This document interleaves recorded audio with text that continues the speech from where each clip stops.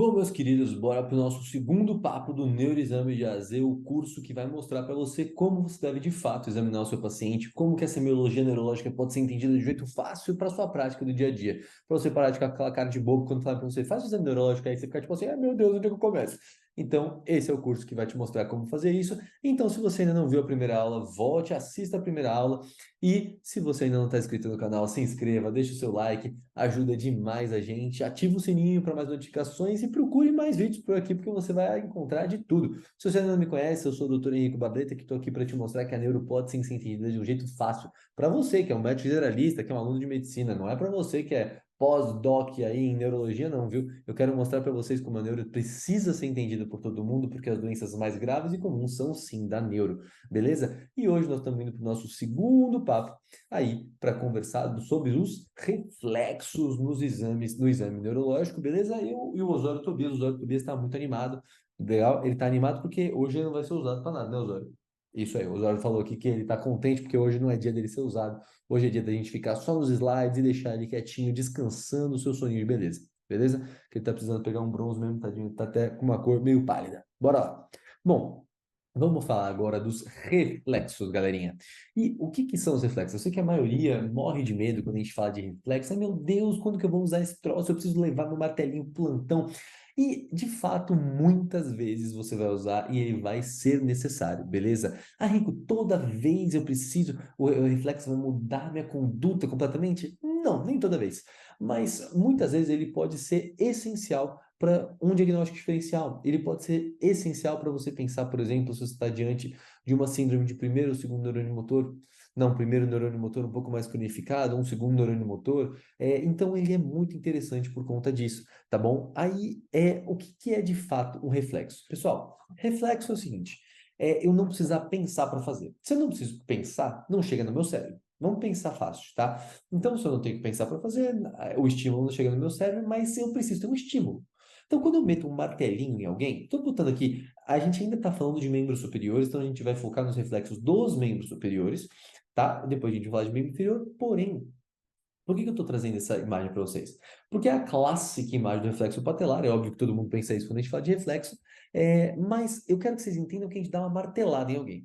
Quando alguém dá um murro em você, dá uma martelada em você, o que que você faz? Ah, Henrique, eu dou um soco na cara da pessoa. Não, pera, um pouco antes. Quando alguém dá uma marteladinha em você, que você faz? Você sente a martelada, certo? Se você sente a martelada, eu preciso de uma via sensitiva do meu reflexo. E é muito legal, porque a gente mata dois coelhos numa cajadada só. Desse jeito, legal? Quando a gente tem uma via sensitiva, a gente vai testar, usar essa via sensitiva no reflexo. Então, eu estou dando uma martelada, eu preciso que aquele estímulo sensitivo chegue da minha pele até a minha medula, certo? Aonde eu dei o estímulo até a medula, legal. Isso de fato acontece, só que esse estímulo ele nem sobe para o meu cérebro.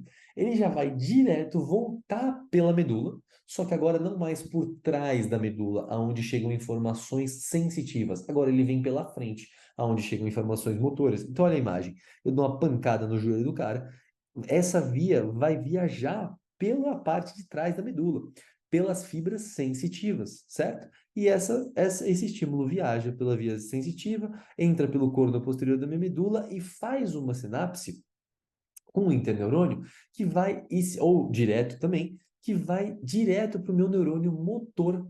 Qual neurônio motor? O segundo neurônio motor. Então, olha que interessante, é um jeito de eu avaliar mais especificamente o segundo neurônio motor. Então, eu dou uma pancada no reflexo, nesse reflexo, essa pancada chega direto do corno anterior, posterior da medula para o corno anterior, que é onde mora o corpo do segundo neurônio motor. E dali sai o estímulo motor, sem eu ter que pensar que eu vou fazer aquilo. Por isso que acontece sem a minha vontade. Eu dou a martelada, essa martelada chega na medula, e aí a resposta motora é a ativação daquele músculo do quadríceps. Então, pum, o cara chuta. E eu posso fazer essa pesquisa de neurônios sensitivos e motores ao mesmo tempo no membro superior também. E daí que nasce a necessidade de eu pesquisar os reflexos do membro superior. Quando a gente fala de reflexo, existe uma graduação para o reflexo, mas que eu também não quero que você decore, eu só quero que você entenda como que ela acontece. Porque eu posso ter reflexo mais para cima e mais para baixo, mas de novo, o que que vai me falar se é muito ou pouco? Que nem a nossa conversa quando a gente falou de força. Ah, o que que é uma força grau 4? Eu comparo um lado em relação ao outro. E o que que é um reflexo aumentadinho, ou aumentadão, ou diminuidinho, ou diminuidão? É um reflexo comparado ao outro lado. Legal? Show de bola. Então, quando a gente fala dessa graduação, o nível 2 é um nível normal. E o que é hiperreflexia leve? É um reflexo um pouquinho mais exacerbado do outro lado. Acabou. Ah, beleza. E o que é hiporreflexia? É um reflexo um pouquinho menor do outro lado. Ah, tá. E quando a gente tem um clonus, um grau 4, o que é um clonus esgotável? O clonus é um movimento repetitivo. Se eu bato nesse membro e ele faz um movimento repetitivamente, de tão liberado que está aquele movimento, isso me fala a favor de uma hiperreflexia. Não é nenhum hiperreflexia leve porque o movimento foi muito grande. Não, não é a amplitude do movimento. É que ele fez várias vezes, ele não conseguiu parar de fazer. Então, esse clonus quando eu tenho 3, 4 repetições, ele é um clonus esgotável. Agora, eu posso ter um clonus inesgotável que o meu paciente fica mexendo mais de 4 repetições, certo? 5, 6, 7 repetições. Isso me fala a favor de uma liberação motora muito grande, uma liberação piramidal muito grande. Justamente, por exemplo, num quadro de síndrome do primeiro neurônio motor cronificada. Lembra que a síndrome do primeiro neurônio motor aguda, ela não chega para você hiperreflexa, hipertônica. Não, não, não. Paciente com AVC, que acabou de ter AVC, ele vai chegar no pronto-socorro hipotônico, hiporreflexo. Beleza. Agora, quando cronifica, eu faço uma síndrome do primeiro neurônio motor crônica. E aí sim eu posso ter o achado de hiperreflexia, e aí eu posso classificar de acordo com esse clonus inesgotável, esgotável, uma hiperreflexia, legal? Agora, quando eu tenho uma síndrome do segundo neurônio motor ou primeiro neurônio motor aguda, eu posso ter a hiporreflexia. E aí eu começo a descer do nível 2 para o nível 1, onde a gente fala de hiporreflexia. E aí você vê que eu deixei escrito aqui, mesmo com manobras de exacerbação. Que raios são manobras de exacerbação? Pessoal, quando eu fico prestando atenção no reflexo, às vezes fica aquele paciente olhando lá o joelho e fala, quer ver que eu não vou ajudar esse médico? Quer ver quando eu vou deixar o joelho mexer? Ó, e ele faz força na musculatura, ele acaba atrapalhando, por conta da tensão dele, da tensão muscular, acaba atrapalhando o movimento, acaba atrapalhando o reflexo em si. Então, o que que você faz? Você faz coisas para tirar a atenção dele. É tipo uma gincana, ele bota uma música, faz ele dançar, mas tem jeitos melhores. O que que você pode fazer? Algumas manobras, como ele colocar a mão dessa forma, juntar os dentes, inclusive, você pode pedir para ele fazer essas duas coisas. E isso vai ajudar bastante para ou pedir para ele fechar o olho, olhar para cima. Isso ajuda muito, tá bom, pessoal?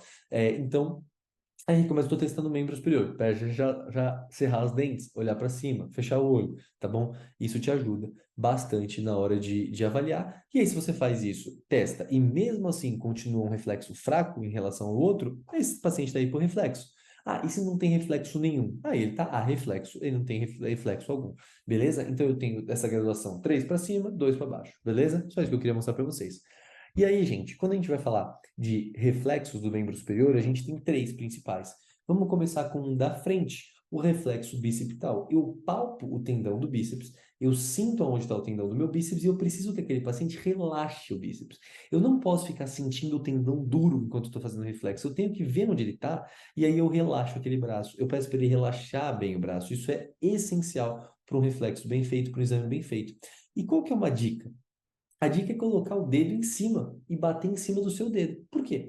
Porque se você bate o estímulo motor mecânico em cima do seu dedo, aquele estímulo ele vai se espalhar um pouco mais. Então a área reflexógena, né, ela está um pouco aumentada. Ela ajuda, eu ajudo a pegar de fato a área que eu precisava, o pontinho que eu precisava para fazer o reflexo. Legal? Então essa é uma dica aí para vocês fazerem e testarem o reflexo, é não tentar acertar com o martelinho exatamente ali em cima do tendão. Usa o seu dedo, palpa e aí já fica ali com o dedo em cima e pum, bate nele. Você vai aumentar a área de dispersão desse estímulo mecânico que você está fazendo, beleza? Show. Então você vai fazer essa percussão do tendão do bíceps nessa fossa anticubital e você vai ver que você vai ter uma flexão do antebraço, beleza? Você vai ver um pulinho, opa, uma puladinha do braço. E o paciente não vai dar um burro na sua cara, mas ele vai dar uma puladinha, beleza? E aí, gente, ó que interessante, que raiz que você está testando? Raiz de C5, C6, o nervo músculo cutâneo. Opa, coisas da frente, C5, C6. Lembra que a gente conversou isso na aula passada? O nosso macetinho? Coisas da frente, C5, C6. Então ajuda aí o seu paciente a dar a avaliar aonde está o problema de fato desse paciente, legal? Show. Vimos o reflexo bicipital, vamos para o tricipital. Tricipital, coisas de trás. Então eu vou percutir o tendão do tríceps. Também preciso relaxar o braço do meu paciente. Vou bater acima do olecrano, que é onde de fato se insere o tendão tricipital. E aí, o que que eu espero? Agora, não mais uma flexão do antebraço, eu espero uma extensão do antebraço, não muito significativa, mas você, em geral, pode ver o movimento, mas você vai sentir o tendão se mexendo, você vai sentir o tendão se contraindo. Então, é mais um motivo para você ficar com o dedo em cima e sentir de fato o reflexo, legal? E olha, se aqui, raiz de C7 e C8 é que vão fazer esse reflexo. Correm pelo nervo radial, coisas de trás, C7 e C8, beleza? Então isso é muito importante pra gente. Galera, quando a gente fala de reflexo estilo radial, nosso último reflexo do membro superior, e a gente vai percutir o processo estiloide do rádio. Lembra que o rádio é o osso do lado do dedão, do polegar, tá bom? E aí você pode lembrar que o rádio, ele tem uma antena, e o dedão é a antena do rádio, tá? E aí, quando a gente pensa no rádio, a gente vai bater no processo estiloide. É tipo um estilete que ele tem na pontinha dele. Então, você sente o processo estiloide, bota o dedinho em cima e você bate aqui em cima. Beleza? Quando você bate nisso aqui, você tem você provoca esse desvio radial da mão. Você vira a mão um pouquinho, você vê essa viradinha da mão. Beleza? Show de bola. Então, você enxerga de fato esse reflexo, né? Esse reflexo estilo radial, e você está testando a raiz de C6, que também corre pelo nervo radial, mas é da frente, coisas da frente, C5, C6. Então, olha, a gente testando aí a raiz de C6 mais especificamente. Você fala, Henrico, mas para que serve fazer o reflexo bicipital, que eu testo C5, C6, e o estilo radial, que eu testo C6? Ué, se eu tenho um bicipital fraco, ruim, hiporreflexo, agora um estilo radial normal, onde está o problema? Na raiz de C5, porque C6 está bom. Entenderam? Então, a gente consegue começar a isolar as coisas para ser muito fino no diagnóstico. Essa é a vantagem da gente conhecer cada um dos detalhes que a gente está passando. Beleza, pessoal? Por isso que a gente precisa conseguir identificar essas coisas. E quando a gente fala de achados anormais em relação aos reflexos, a gente tem um muito importante, que é o reflexo, que é o achado, né, patológico de Hoffman. E o que que é o Hoffman, gente? É um reflexo, só que anormal. O Hoffman, eu pego o meu dedo médio, certo? E eu vou fazer um clique nele. E eu faço esse clique no dedo médio, e o que que eu espero? Espero que não aconteça nada, né? Mas, anormalmente, pode acontecer uma junção aqui, uma aproximação do indicador com o dedo, com o seu polegar. Então, você faz o clique e você tem esse achado.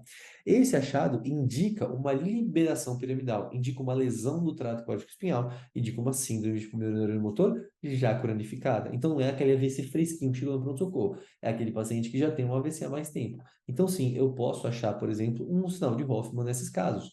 E o sinal de Hoffman ele me mostra a lesão piramidal e ele é um amiguinho do Babinski. Ele é um sucedâneo do Babinski. Ele é um semelhante aí ao Babinski, que a gente vê do membro inferior, e nós vamos discutir isso quando falarmos de membro inferior, mas o Hoffman é nos membros superiores, beleza? Tem que pesquisar, tem que procurar e vai te ajudar a dar diagnósticos diferenciais, beleza? Então, galera, espero que vocês tenham gostado. Qualquer dúvida, deixe nos seus comentários, aqui nos comentários.